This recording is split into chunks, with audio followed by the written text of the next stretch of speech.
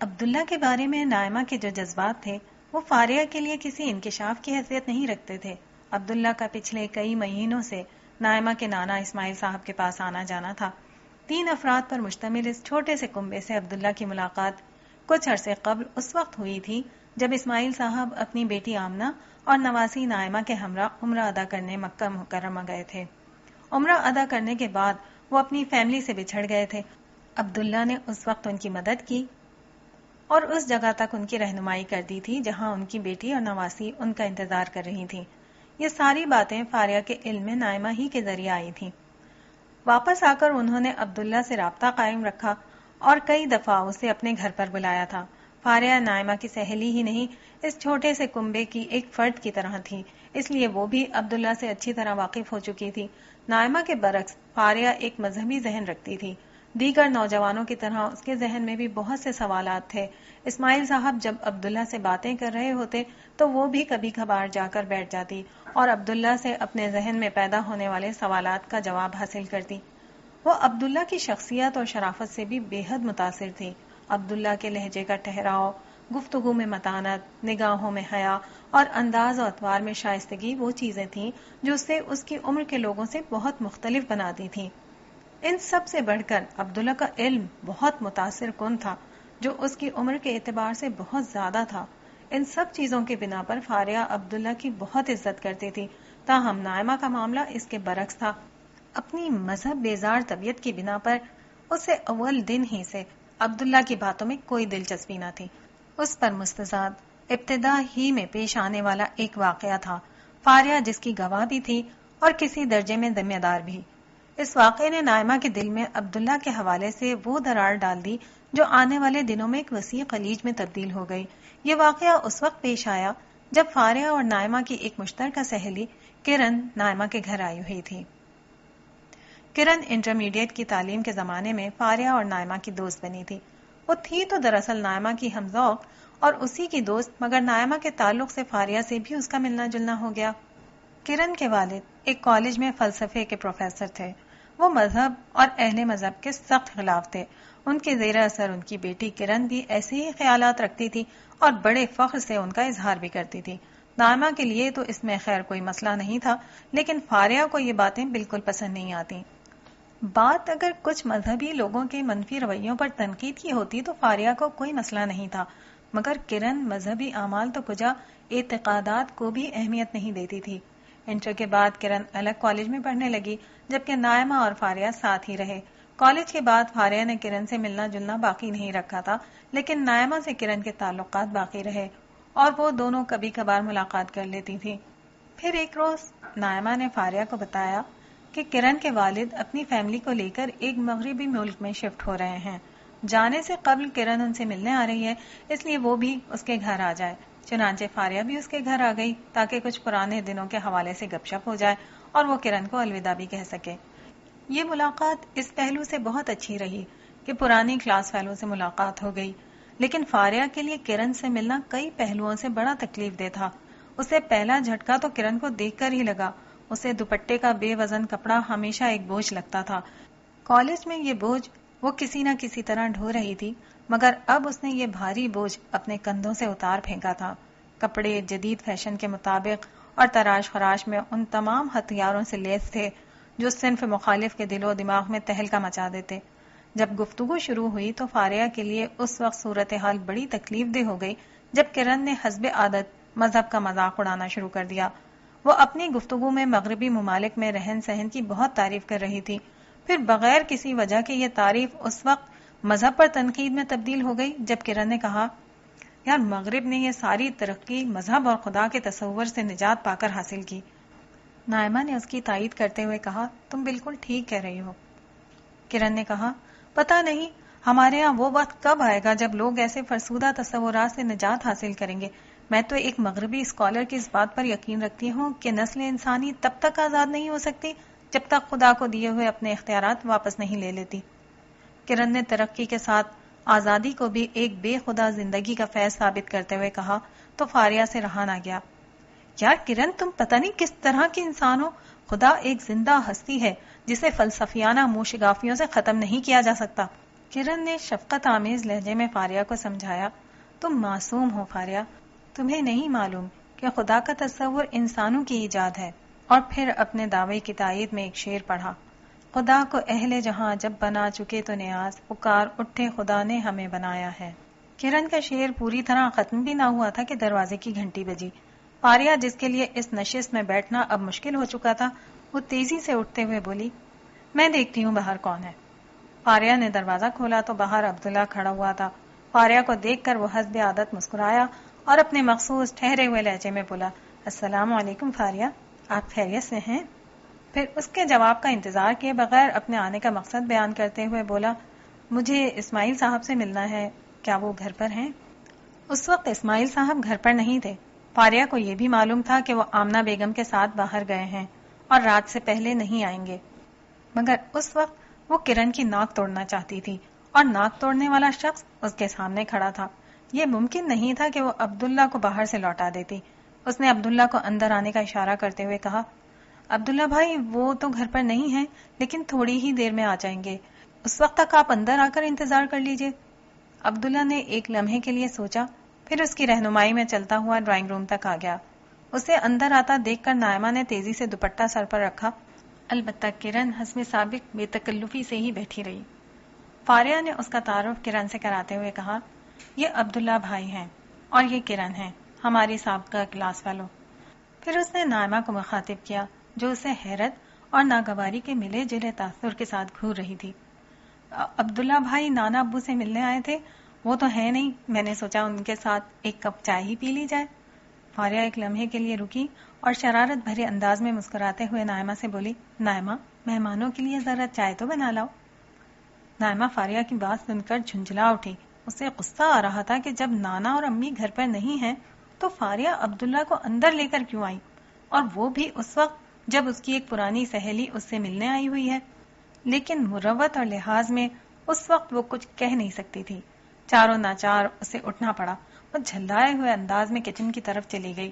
اس کے جانے کے بعد فاریہ نے ایک صوفے پر بیٹھتے ہوئے عبداللہ سے کہا، آپ بیٹھیے نا۔ عبداللہ بیٹھ گیا اور فاریہ کرن سے عبداللہ کا تفصیلی تعارف کرانے لگی۔ عبداللہ کا تعلیمی اور پیشہ ورانہ تعارف متاثر کن تھا۔ تعارف ختم ہوا تو کرن ایک گرم جوش مسکراہٹ کے ساتھ اس کی طرف قدرے جھکتی ہوئی بولی، بہت خوشی ہوئی آپ سے مل کر۔ جواب میں عبداللہ نے کہا، مجھے بھی بہت خوشی ہوئی۔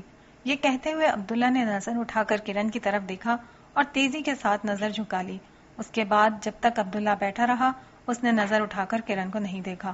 خاموشی کا ایک طویل وقفہ آیا جس کے بعد فاریہ نے جنگ کا میدان ہموار کرتے ہوئے کہا، یار کرن وہ عبداللہ بھائی کے آنے سے پہلے تم کیا شعر پڑھ رہی تھی؟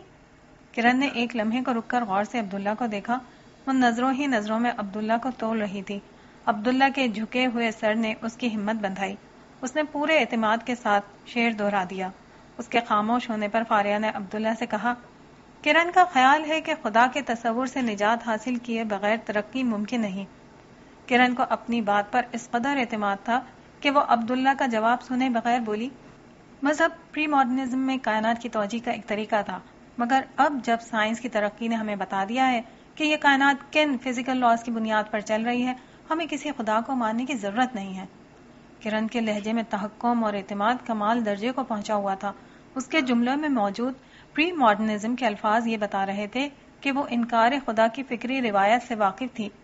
عبداللہ نے جو اس علمی اور فکری روایت کو کرن سے زیادہ جانتا تھا، تحمل سے اس کی بات سنی اور دھیمے لہجے میں بولا، آپ نے کبھی غور کیا ہے کہ فزیکل لاز کے ہونے کا مطلب یہ نہیں کہ یہاں کوئی خدا نہیں، بلکہ اس کا مطلب یہ ہے کہ یہاں کوئی لا میکر بھی ضرور ہوگا۔ کیا یہ کامن سینس کی بات نہیں؟ کرن اس کا جواب سن کر گڑبڑا گئی۔ اس کے چہرے کے تاثرات سے صاف ظاہر تھا کہ وہ عبداللہ کو جواب دینا چاہ رہی ہے، مگر اس بات کا کوئی فوری جواب اس سے بند نہیں پڑ رہا تھا۔ مگر اب کرن کو اندازہ ہو چکا تھا کہ سر جھکائے بیٹھا ہوا شخص جسے وہ گاؤدی سمجھ رہی تھی اتنا پیدل نہیں تھا۔ عبداللہ نے ایک وقفے کے بعد کہا، یہی قرآن مجید کا طریقہ ہے۔ کائنات جن فزیکل لاز کے تحت چل رہی ہے وہ ان سے پیدا ہونے والے نظم، ترتیب، تنظیم کو بار بار سامنے رکھ کر یہ واضح کرتا ہے کہ کائنات کے اتنے مختلف اور باہم متضاد اجزاء حیرت انگیز طور پر ہم آہنگ ہیں اور مل کر وہ لائف سپورٹنگ سسٹم ترتیب دیتے ہیں جو سر تا سر انسان دوست اور حیات دوست ہے. یہ بغیر کسی خالق کی مداخلت کے کیسے ممکن ہے؟ قرآن کے ذکر پر کرن نے برا سا منہ بنا کر جواب دیا، قرآن کا ذکر تو آپ بالکل نہ کیجیے، ساری مذہبی کتابوں کی طرح اس میں بھی بڑی غلطیاں پائی جاتی ہیں. فاریہ، جو کرن کی یہ بات پہلے بھی کئی دفعہ سن چکی تھی، وضاحت کرتے ہوئے بولی، کرن کا کہنا ہے کہ قرآن میں زبان و بیان اور گرامر کی بہت سی غلطیاں ہیں، اس لیے یہ اللہ کا کلام نہیں ہو سکتا. فاریہ کی اس بات پر عبداللہ نے سر اٹھا کر اسے دیکھا اور ہنستے ہوئے کہا، کرن صاحبہ تو اللہ تعالیٰ کو بھی نہیں مانتی، اس لیے قرآن کا اللہ کی طرف سے ہونا نہ ہونا ویسے بھی ان کا مسئلہ نہیں ہونا چاہیے. مگر میں بتاتا ہوں کہ یہ دراصل کس کا مسئلہ ہے.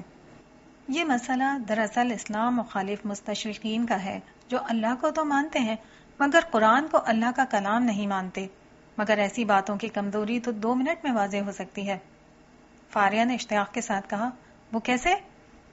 تو اس نے بتایا، دیکھیے، قرآن اللہ کا کلام نہیں ہے، یہ ثابت کرنا سب سے زیادہ قرآن مجید کے پہلے مخاطبین مشرکین عرب کے لیے اہم تھا. یہ کام سب سے زیادہ آسانی سے وہی کر بھی سکتے تھے، کیونکہ وہ شعر و خطابت اور ادب و بلاغت کے بادشاہ تھے. انہیں یہ کوشش بھی ضرور کرنی چاہیے تھی، کیونکہ وہ اسلام کے بدترین دشمن تھے. اس دشمنی میں انہوں نے ہر حربہ اختیار کیا، مگر کبھی یہ نہیں کہا کہ قرآن میں گرامر یا زبان کی کوئی غلطی ہے.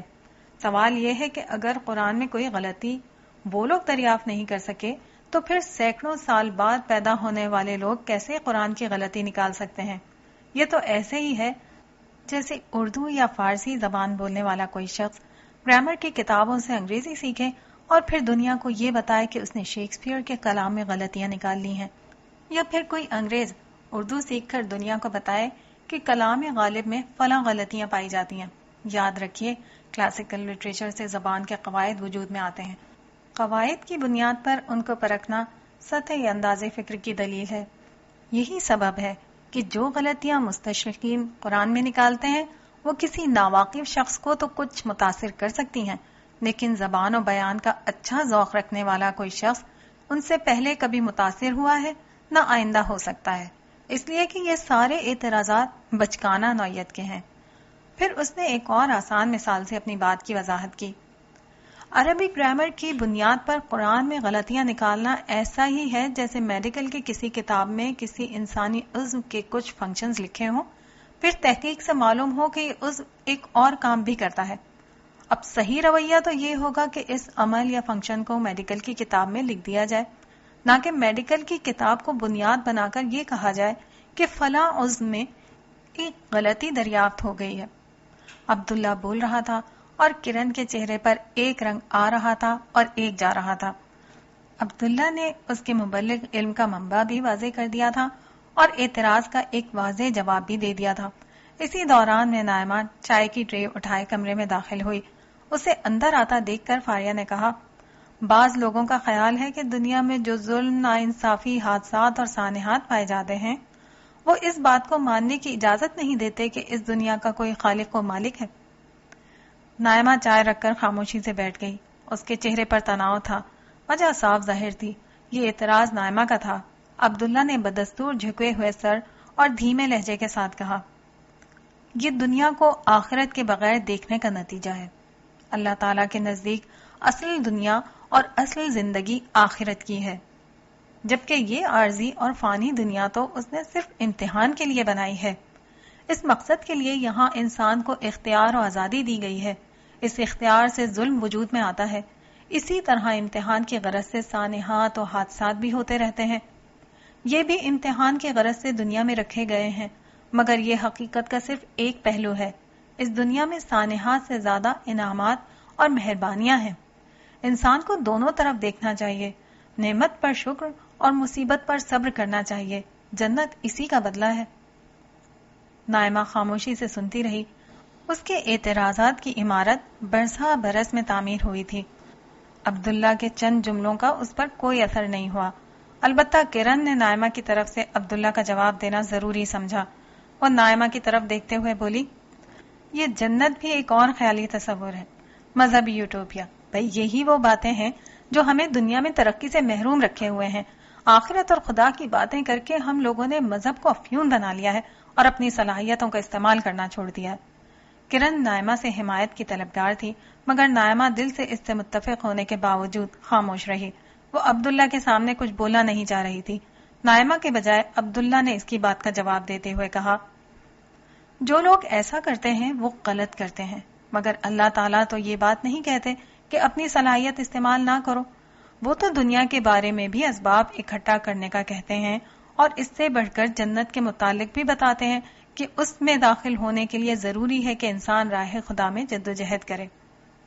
کرن جنت کے دوبارہ ذکر پر تل ملا اٹھی، تنک کر بولی، ہاں وہی جنت جس کے متعلق شاعر نے کیا خوب کہا ہے، دوزخ کی دیوار پہ چڑھ کے میں نے اور شیطان نے دیکھا سہمی ہوئی حوروں کے پیچھے وحشی ملا بھاگ رہے ہیں۔ پھر اس نے ہنستے ہوئے عبداللہ سے کہا، آپ برا مت مانیے گا، مگر آپ کے قرآن میں ہر جگہ حوروں ہی کا تو ذکر ہے۔ کرن کی بات سے عبداللہ کو اندازہ ہو گیا کہ گفتگو اب دلائل کی حدود سے باہر نکل چکی ہے۔